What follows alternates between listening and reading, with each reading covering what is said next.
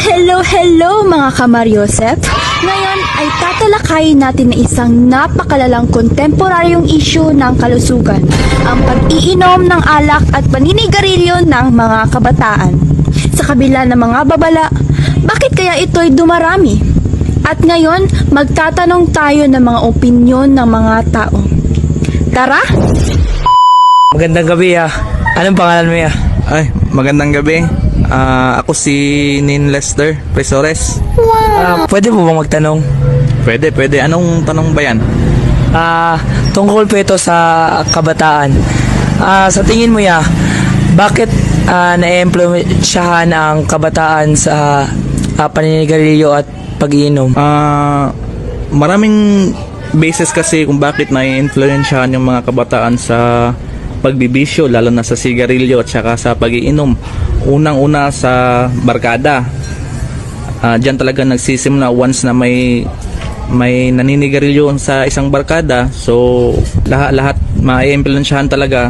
Kaya diyan sila natututong manigarilyo o mag-inom hanggang sa tuloy-tuloy na naging bisyo na nila yung paninigarilyo at pag-iinom.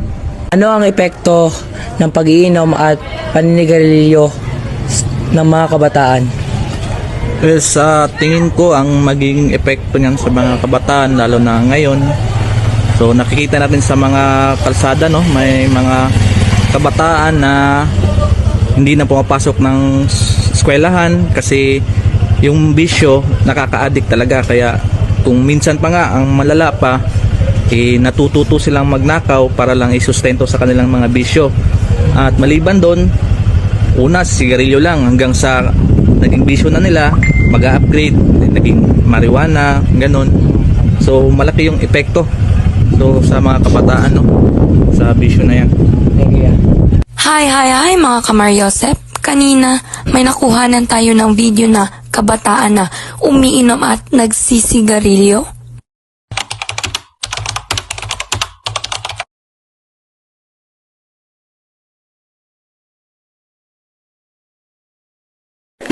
Ang paninigarilyo at pag-inom ng alak ay parehong nakakapinsala sa kalusugan. Ang paninigarilyo ay nagdudulot ng iba't ibang uri ng kanser, sakit sa puso, at iba pang mga problema sa kalusugan.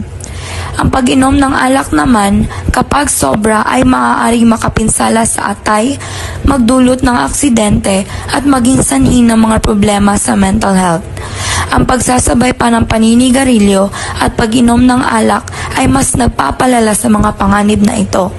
Kaya mga Kamaryosep, tandaan natin na ang paninigarilyo at pag-iinom ay hindi dapat tularan ng mga kabataan. At dito nagtatapos ang ating vlog mga Kamaryosep. Ang haba pala ng video natin, no? Kaya naman, Subscribe!